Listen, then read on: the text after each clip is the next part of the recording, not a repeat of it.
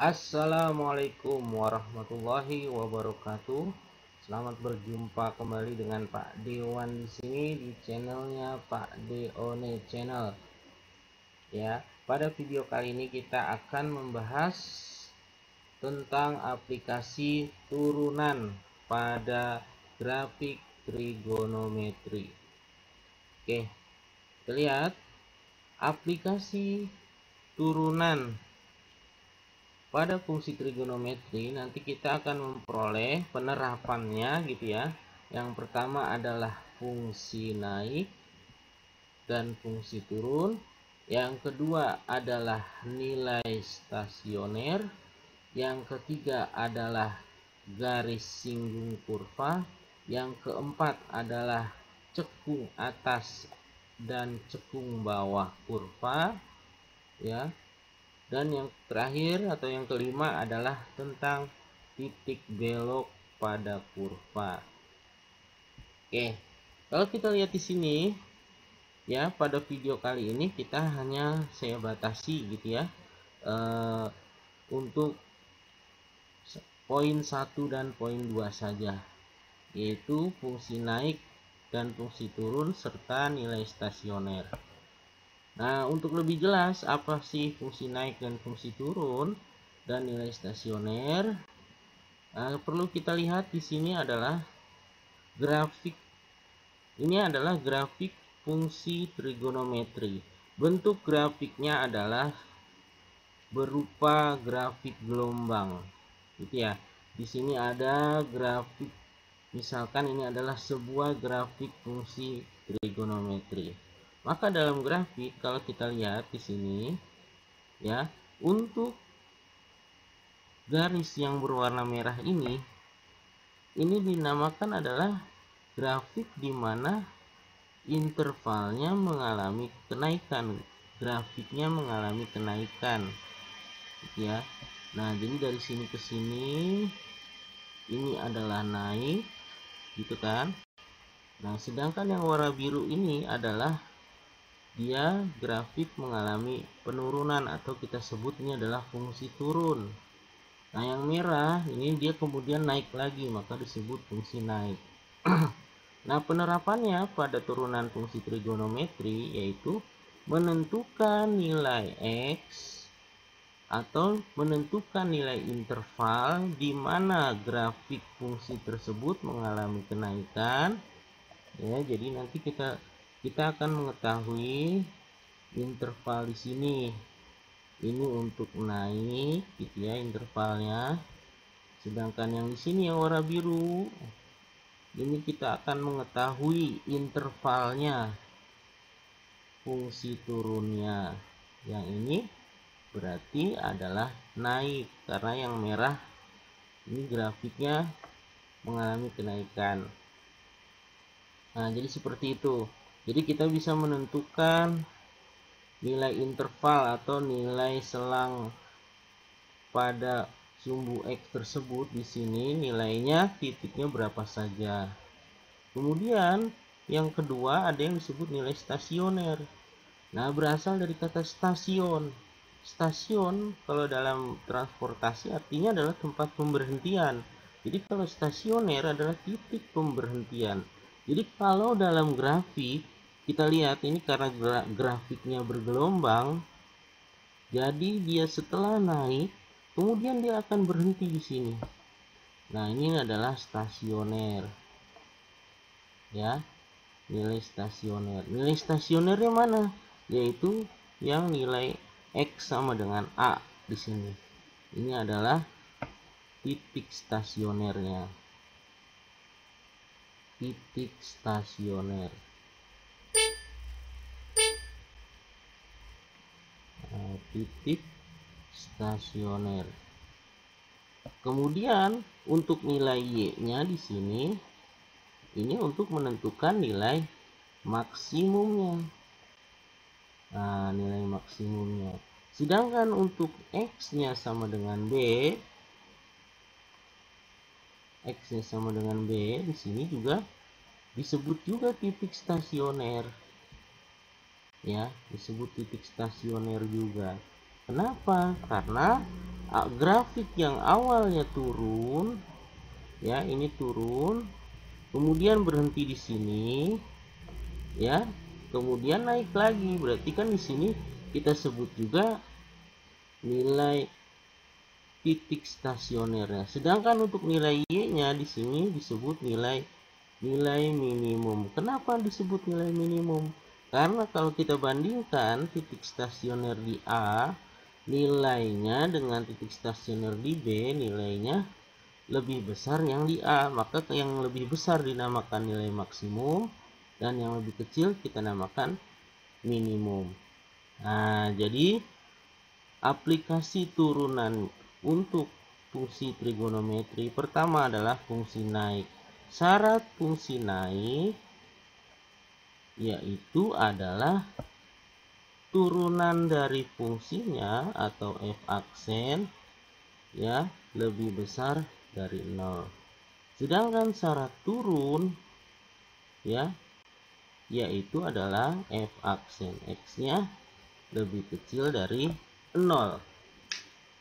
Nah, untuk nilai stasioner nanti kita akan memperoleh nilai maksimum dan nilai minimum. Nah, jadi seperti itu. Ya. Nah, untuk video kali ini kita cuma membahas poin 1 dan poin 2 saja. Oke. Bagaimana contohnya biar pembahasannya lebih jelas lagi? Kita lihat contoh yang pertama. Tentukan interval turun ya dari grafik Y sama dengan sin X plus cos X di interval 0 sampai 2pi. Nah, bagaimana langkah pengerjaannya? Perhatikan. Saya tulis ini jawab. Ya, kita lihat fungsi Y-nya sama dengan sin X tambah cos X. Sehingga kita cari dulu turunannya.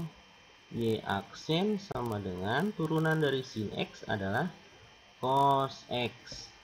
Turunan dari cos X adalah min sin X. Nah, jadi seperti itu. Jadi kita cari dulu turunannya. Selalu tuh kita cari turunan dari fungsi grafiknya. Kemudian kita cari adalah nilai stasionernya. Nah, jadi nilai stasioner ini nanti juga bisa disebut adalah pembatas dia naik atau dia turun pada grafik tadi. Ya. Nah, jadi kita cari nilai stasionernya, yaitu caranya adalah syaratnya Y aksen sama dengan 0. Jadi tadi karena udah diperoleh Y aksennya cos X kurang sin X, maka cos X dikurang sin X sama dengan 0. Sekarang kita mau cari tahu dulu berapa sih X-nya. Nah, berapa intervalnya? Berapa titik X-nya jika dia nilainya 0? Maka ini kita pindah ruaskan. Cos X sama dengan sin X. Nah, terus kita bagi saja semuanya dengan cos X. Supaya apa? Supaya lebih sederhana. Cos X dibagi cos X hasilnya adalah 1. Terus sin X dibagi cos X. Nah, karena sin X per cos X adalah kata lainnya adalah dari tangen X, maka kita tulis di sini. Ya, tangen X sama dengan 1. Nah, sudah diperoleh ini tangen X sama dengan 1. Tangen berapa saja yang nilainya 1? Ingat kembali pelajaran kelas 10, yaitu nilai tangen. Nilai tangen yang bernilai positif, kita cari yang nilainya positif dulu, yaitu berada di kuadran 1 dan kuadran 3. Jadi X yang pertama adalah berapa? Yaitu 45 derajat. Jadi karena tangan 45 nilainya 1 kan. Nah, kemudian X yang kedua, karena berada di kuadran kedua, berarti 180 tambah 45, yaitu diperoleh 225 derajat. Ingat kembali pelajaran tentang trigonometri sudut berelasi pada kelas 10 matematika wajib. Nah, setelah diperoleh titik stasionernya, jadi ini kita sebut ini adalah titik stasionernya. Jadi titik stasionernya 45 dan 225. Kemudian kita buat garis bilangan, anggap lurus ya. Nah, di sini kan rentang nilainya dari 0 sampai 2pi. Berarti ini kita batasi, kita buat titik ya. Yang paling kecil itu nilainya 0. Yang paling besar itu nilainya 2pi. Oke. 45 kalau kita rubah ke dalam bentuk pi, berarti berapa? 45 per 180. Berarti sama dengan berapa? Yaitu pi per 4.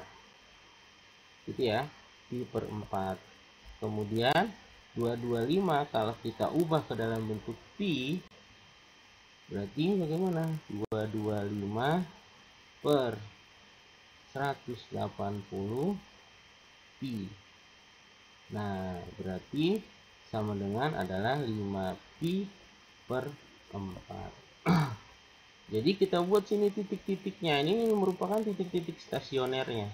Yang pertama adalah pi per 4. Berarti kita misalkan di sini pi per 4. Kemudian berarti pi per 4 dengan 5 pi per 4 berarti kan lebih besar 5 pi per 4 ya. Kita misalkan di sini 5 pi per 4. Kenapa di sini? Karena 5 pi per 4 lebih kecil daripada 2 pi. Nah, seperti itu. Jadi ini titik-titik stasionernya adalah di 0, pi per 4, 5 pi per 4, dan 2 pi. Oke. Nah, setelah sudah kita peroleh, ya, kita mau menentukan dia nilainya turun, gitu ya. Kita menentukan nilainya naik atau turunnya di interval yang mana. Sekarang kita ambil aja, ambil sembarang titik ya, ambil sembarang titik di sini yang mewakili daerah atau interval tertentu. Saya misalkan ambil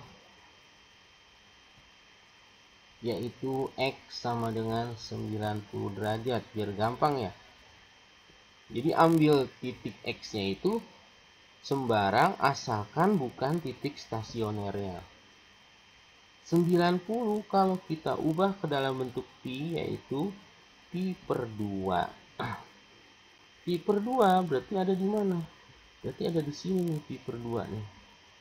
Ya, pi per 2 itu ada di daerah sini. Jadi nanti nilai pi per 2 itu mewakili daerah sini. Daerah tengah-tengah ini antara pi per 4 sampai dengan 5 pi per 4. Nah, karena kita ambil titik di sini adalah pi per 2 atau 90, kemudian kita substitusi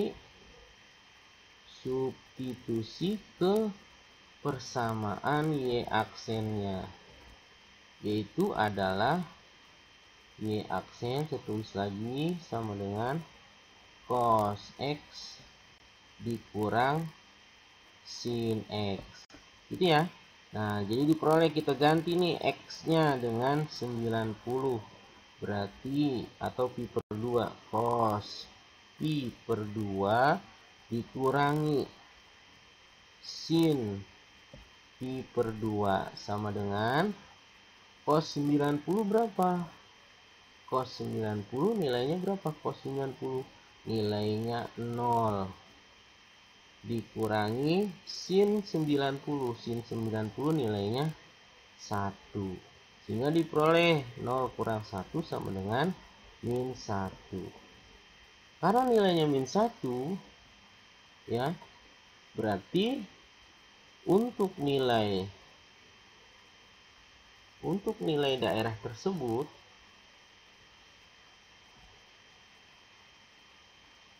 jadi untuk nilai di sini daerah tersebut, ini kita wakili dia nilainya adalah negatif. Maka daerah pi per 2 ini nilainya negatif. Karena grafik fungsi trigonometri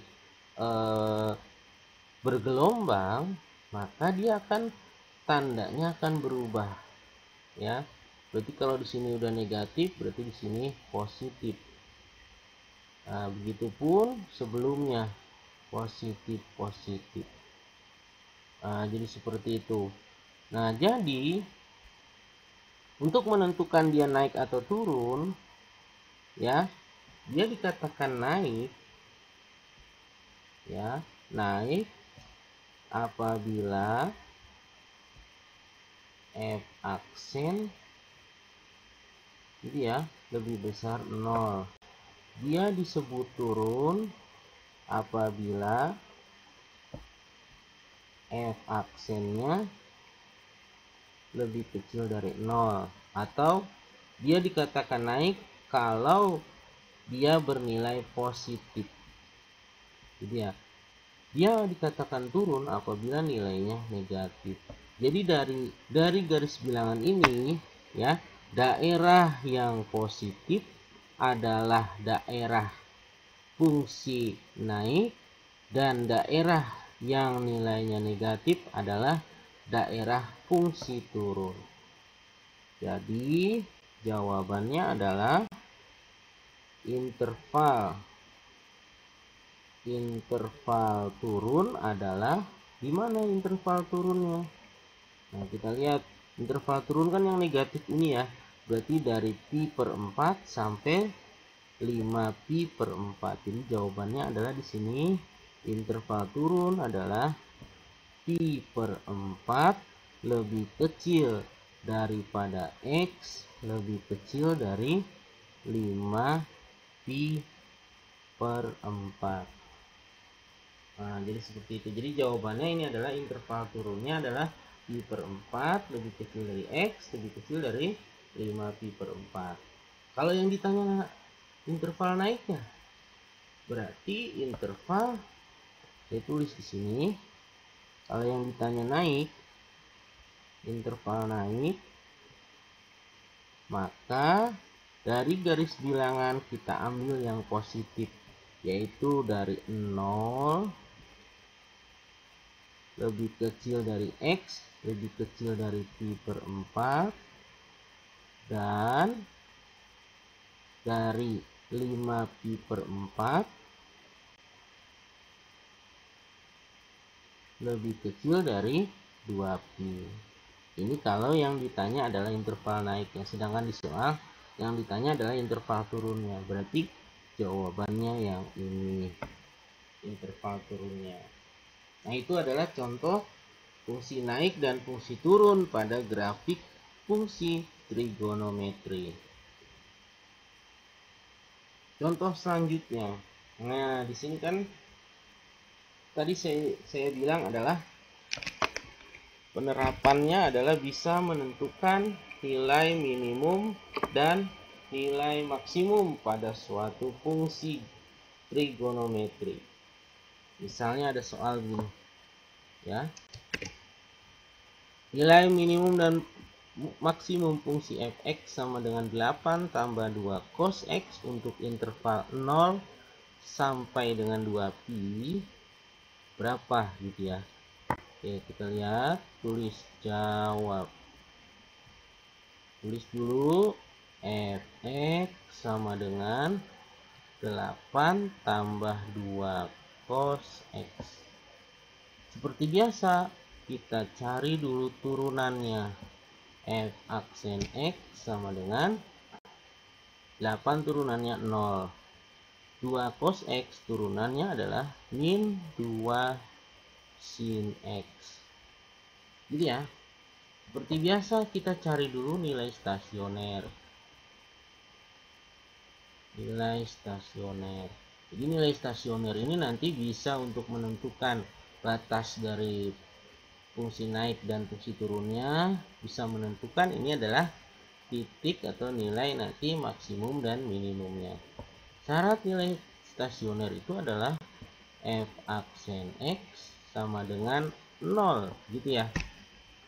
Maka kita peroleh tadi karena f aksennya adalah min 2 sin x, jadi min 2 sin x sama dengan 0 gitu ya.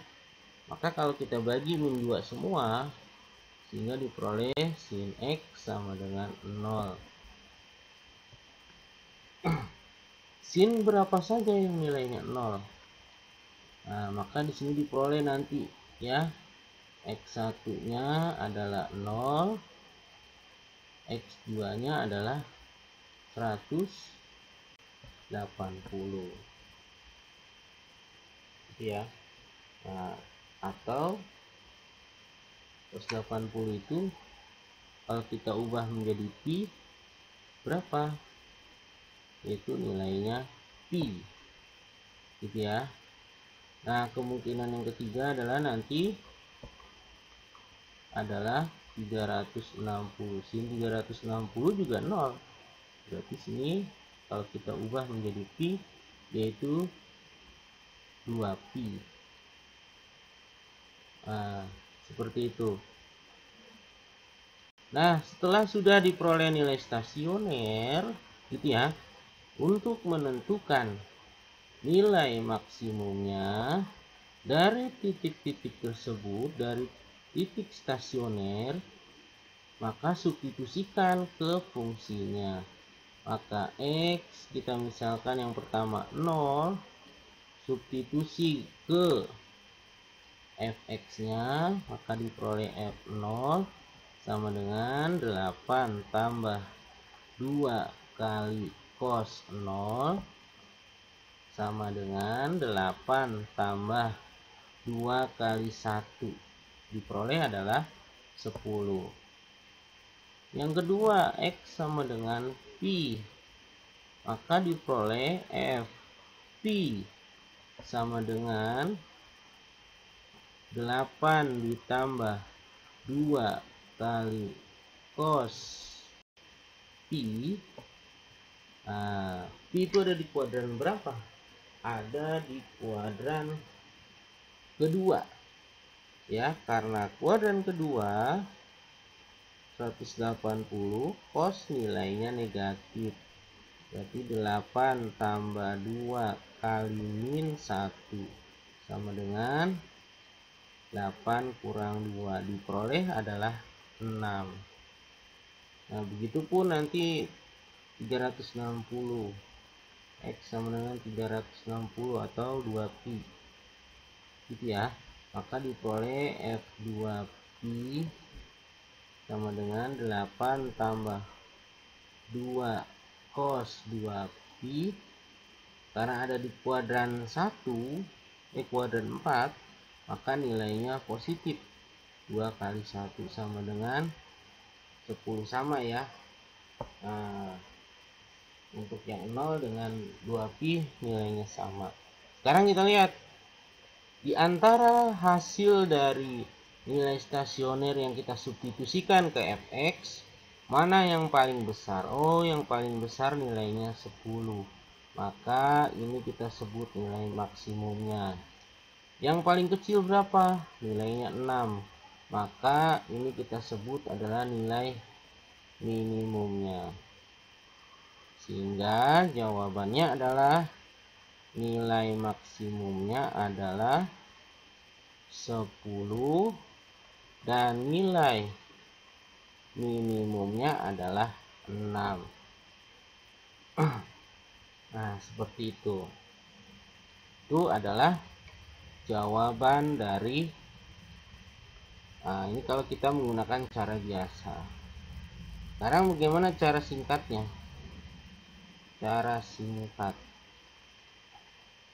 Kita tahu bahwa fungsi sin X dengan fungsi cos X, nilai paling kecilnya yaitu adalah min 1. Ya, nilai paling minimumnya adalah min 1. Karena kan grafiknya dia adalah berupa grafik gelombang, dan nilai maksimumnya adalah 1. Begitu kan ya. Nah, jadi untuk fx-nya 8 tambah 2 cos X, itu kita tulis saja sini ya, min 1 ya, fungsinya di sini adalah 8 tambah 2 cos X. Nah, ini 1. Nah, kemudian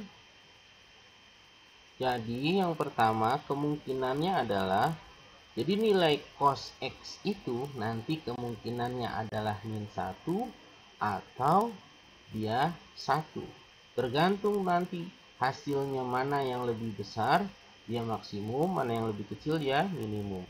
Sekarang kita lihat yang pertama, 8 tambah 2 kali 1 gitu kan ya. Nah, kita ambil yang 1, yang positif.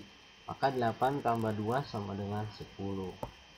Kemudian yang kedua, 8 tambah 2. Nah, jadi si nilai cos X-nya ini kita ganti apakah 1 atau negatif 1. Nah, sini yang kedua adalah kita ambil negatif 1. Jadi 8 kurang 2 sama dengan 6. Yang besar kita sebut maksimum, yang kecil kita sebut minimum. Caranya sama saja dan hasilnya sama antara yang pertama dan yang kedua. Jadi itu cara singkatnya. Nah, paham ya? Nah, kemudian contoh berikutnya. Bagaimana kalau nilai maksimum dan minimumnya fungsinya berbentuk fx sama dengan a cos x gitu ya. A cos x tambah b sin x. Nah, jadi caranya adalah nilai-nilai stasioner, nilai maksimum atau minimum fungsi trigonometri y sama dengan a cos x tambah b sin x. Kita cari dulu nilai k-nya. Ya, nilai k diperoleh adalah dengan akar dari a kuadrat tambah b kuadrat. A didapat dari mana? A didapat dari koefisien fungsi cos X.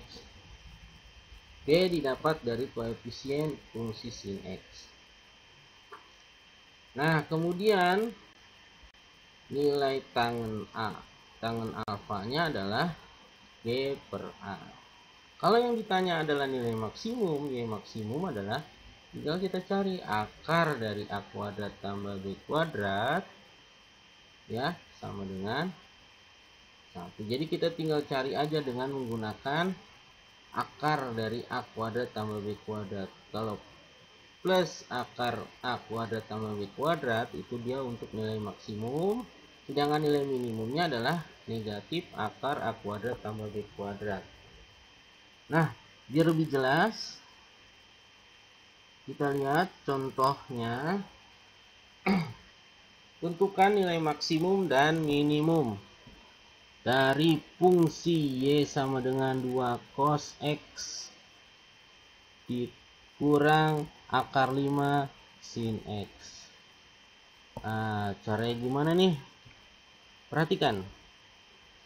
Berarti dari soal ya, kita peroleh di sini koefisien cos itu kita misalkan adalah A. Koefisien dari sin ini adalah B.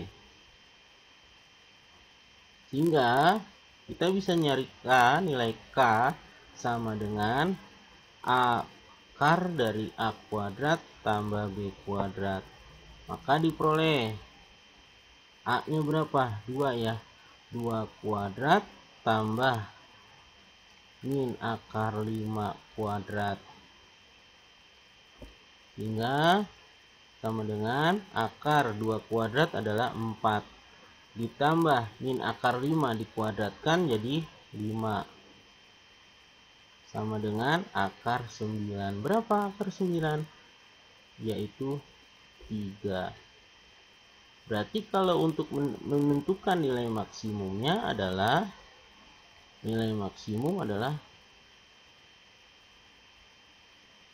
positif dari K, yaitu 3. Nilai minimumnya adalah yaitu negatif dari 3. Jadi seperti itu. Oke, cara mudahnya. Ya, jadi ini adalah contoh dari soal dan penjelasan singkat tentang aplikasi fungsi turun dan fungsi naik pada fungsi trigonometri dan nilai maksimum dan nilai minimum pada suatu fungsi trigonometri. Untuk aplikasi selanjutnya kita nanti bahas pada video berikutnya. Oke, sampai jumpa lagi. Jangan lupa like, comment, share, and subscribe.